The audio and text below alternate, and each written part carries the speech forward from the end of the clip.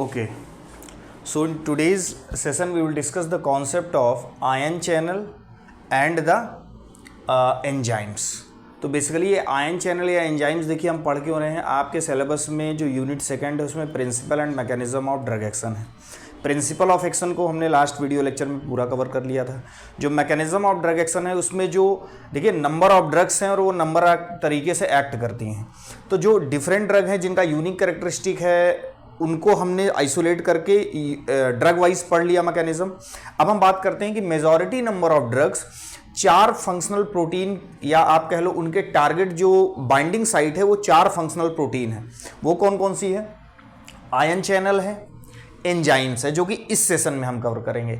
Next में हम बात करेंगे ट्रांसपोर्टर पे कई ड्रग एक्ट करती हैं और कई ड्रग रिसेप्टर्स पे एक्ट करती हैं।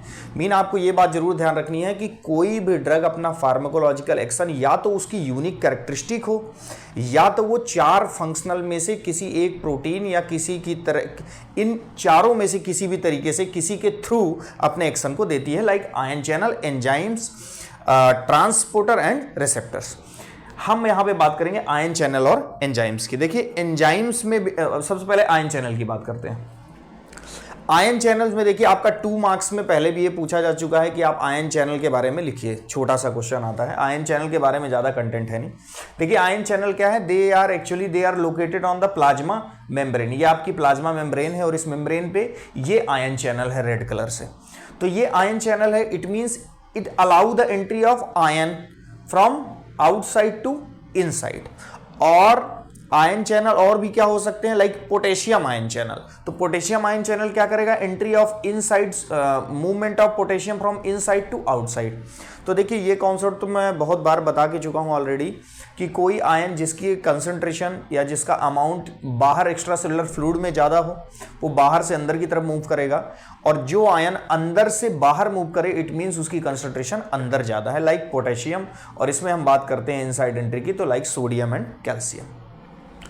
आयन चैनल के बारे में आपको यह जानना है कि आयन चैनल एक इंटीग्रेटेड पोर है जो कि प्रेजेंट होता है प्लाज्मा मेम्ब्रेन पे, और ये क्या करता है?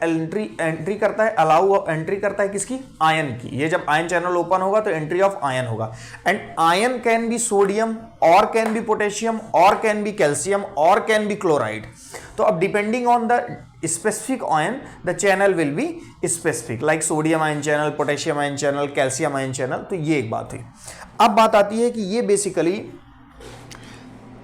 दूसरा पॉइंट क्या है? एक पॉइंट आपने देखा कि ये क्या है? फंक्शनल प्रोटीन है, और एक तरीके से क्या है? पोर्स हैं जो प्रेजेंट हैं प्लाज्मा मेम्ब्रेन पे। दूसरा पॉइंट है ये शेप्स करते हैं आरएमपी को। देखिए हमको पता है कि नॉर्मल जो रेस्टिंग मेम्ब्रेन पोटेंशियल होता है सेल का वो -70 मिलीवोल्ट होता है। अब -70 मिलीवोल्ट को मेंटेन करने के लिए कई आयन चैनल, कई पंप्स इन्वॉल्व हैं, लेकिन चूंकि आयन चैनल भी इन्वॉल्व है इसीलिए हम बोलते हैं कहीं ना कहीं रेस्टिंग मेम्ब्रेन पोटेंशियल को सेप देने के लिए, मींस -70 मिलीवोल्ट तक लाने के लिए ये आयन चैनल भी रिस्पॉन्सिबल होते हैं। तो आप सेकंड पॉइंट क्या बोलेंगे कि they are responsible for shaping the resting membrane potential as well. अब आयन चैनल की कुछ स्पेसिफिक कैरेक्टरिस्टिक होती हैं, लाइक कुछ आयन चैनल ऐसे होते हैं जिन पे स्पेसिफिक साइट पे लिगैंड की बाइंडिंग साइट होगी, वो कहीं पे भी हो सकती है, आउटसाइड इनसाइड। तो वो क्या होगी? बाइंडिंग साइट जिस पे लिगैंड आके बाइंड करेगा, और जैसे बाइंड करेगा आयन चैनल क्या होंगे? ओपन होंगे। और इस चीज को हम पढ़ेंगे लोकल एनास्थेटिक में, क्योंकि वो लिगैंड गेटेड सोडियम चैनल को ब्लॉक करते हैं। Local anaesthetic, maximum local anaesthetic, तो वहां पे हम बात करेंगे। अच्छा, कुछ आयन चैनल ऐसे होते हैं जो किसी रिसेप्टर के थ्रू, मीन्स जैसे हम रिसेप्टर जानते हैं, कई सारे रिसेप्टर होते हैं। बेसिकली अगर हम जीपीसीआर की बात करें तो जी प्रोटीन कपल्ड रिसेप्टर जो रिसेप्टर है, जब ये एक्टिवेट होता है, कोई एगोनिस्ट इसके सरफेस पे बाइंड हुआ एक्स्ट्रा सेलुलर फेस पे, तो एक इंट्रिंसिक एक्टिविटी चलती है। उस इंट्रिंसिक एक्टिविटी के रिजल्ट में कई बार कोई आयन चैनल भी ओपन हो सकता है। मींस मेरा कहने का मतलब कि रिसेप्टर रेगुलेटेड आयन चैनल भी होते हैं। तो कई बार हम पढ़ते हैं लाइगेंड गेटेड आयन चैनल और कई बार पढ़ते हैं receptor GPCR regulated ion channel.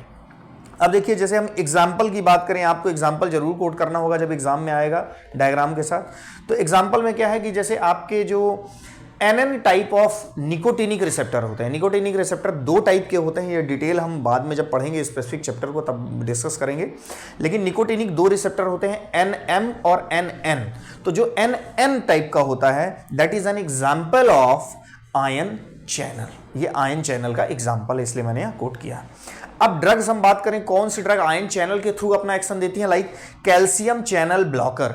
आपको पूरा नाम लिखना है, like calcium channel blocker blocks the calcium channel and drug is निफेडेपिन।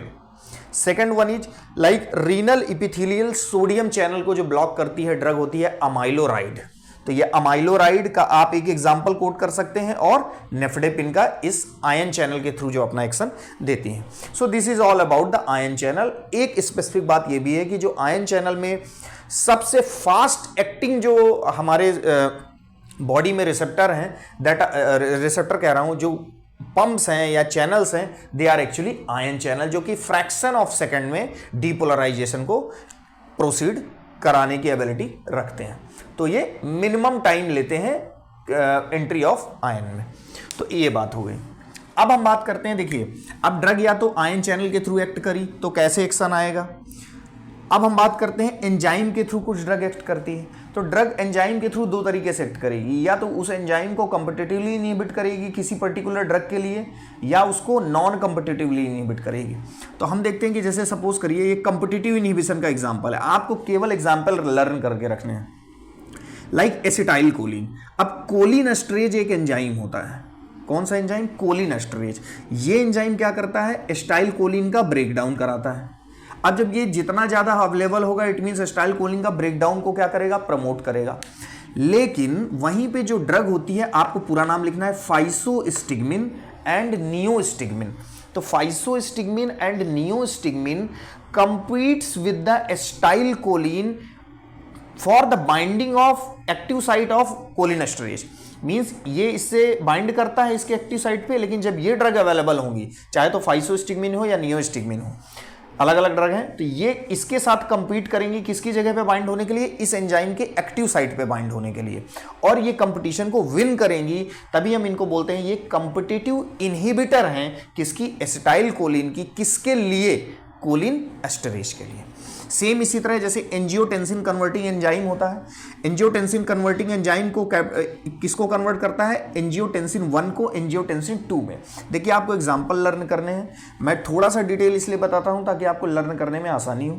Otherwise ये सब डिटेल हम चैप्टर में पढ़ेंगे, जब रेनिन एंजियोटेंसिन एल्डोस्टेरॉन सिस्टम को पढ़ेंगे तब वहां पर हम डिटेल पढ़ेंगे। तो एंजियोटेंसिन कन्वर्टिंग एंजाइम कन्वर्ट करता है 81 को 82 में, मींस एंजियोटेंसिन 1 को एंजियोटेंसिन 2 में। तो जब भाई बाइंड होगा तभी तो एक्ट करेगा, इसको कन्वर्ट करेगा। तो अब कैप्टोप्रिल क्या करेगा? इसके बाइंड होने ये इससे बाइंड हो, इससे पहले ये कैप्टोप्रिल इससे बाइंड हो जाएगा। तो क्या कन्वर्ट नहीं होगा? 81 82 में। तो क्या होगा वो बात की बात है, लेकिन कैप्टोप्रिल क्या है? कॉम्पिटिटिव इनहिबिटर है, राइट? किसका? एंजियोटेंसिन 1 का। अब हम बात करते हैं नॉन कॉम्पिटिटिव इनहिबिटर। अब यहाँ पे बेसिकली जैसे हम यहाँ पर क्या होता है कि जो कॉम्पिटिटिव इनहिबिटर होता है वो एक्टिव साइट पे एंजाइम के बाइंड होता है, लाइक जहाँ पे एगोनिस्ट बाइंड होने वाला होता है उससे पहले जाके बाइंड हो जाता है। लेकिन नॉन कॉम्पिटिटिव इनहिबिशन में जो कंपटीटर होगा वो एक्टिव साइट पे ना बाइंड होके एलोस्टेरिक साइट पे बाइंड होगा। और एलोस्टेरिक साइट क्या होगी? जैसे ये एक एंजाइम है, इसकी ये एक्टिव साइट है, यहाँ पे किसी एगोनिस्ट को बाइंड करना है तो ये यहाँ कहीं पे जाके बाइंड हो जाएगा अदर देन एक्टिव साइट, इस साइट के अदर देन, और इसके कन्फर्मेशन को चेंज कर देगा, लाइक ये कर दिया। अब एगोनिस्ट जो होगा वो इस पे बाइंड नहीं हो पाएगा। तो ये कैसा कहलाएगा? Non competitive inhibition. इसके एग्जांपल क्या है? Like acetazolamide is a non competitively inhibit carbonic anhydrase enzyme. This is an enzyme and non-competitively inhibited by acetazolamide, and same like disulfiram which non-competitively inhibit the aldehyde dehydrogenase। तो ये आपको competitive non-competitively का example coat करना है, और ये इस तरीके से। तो देखिए मेरा सिलेबस को कवर करने से ज़्यादा इंपॉर्टेंट ये है कि आपको फार्माकोलॉजी समझ में आनी चाहिए कि किस तरीके से प्रोसीड करना है। अदरवाइज आपके एग्जामिनेशन में कई बार होगा कि principle and mechanism of action का जो मैंने पहला वीडियो लेक्चर लिया था उसमें आपका कंटेंट कवर हो जाएगा, लेकिन अगर इनफैक्ट लेंदी क्वेश्चन आता है तो आपको आयन चैनल भी इसमें लिखना है, क्योंकि फंक्शनल प्रोटीन 4 होती हैं जिनके थ्रू ड्रग्स एक्ट करती है, तो मैकेनिज्म ऑफ एक्शन का पार्ट ही चला जाएगा। तो आयन चैनल में आपका ये सफिशिएंट कंटेंट है और एंजाइम है विद एग्जांपल। नेक्स्ट सेशन में हम बात करेंगे कि how the drug acts through the transporter and the receptor, और हम उसी चैप्टर में हम रिसेप्टर थ्योरी को पढ़ेंगे। So this is all about the ion channel and enzymes. Thank you very much.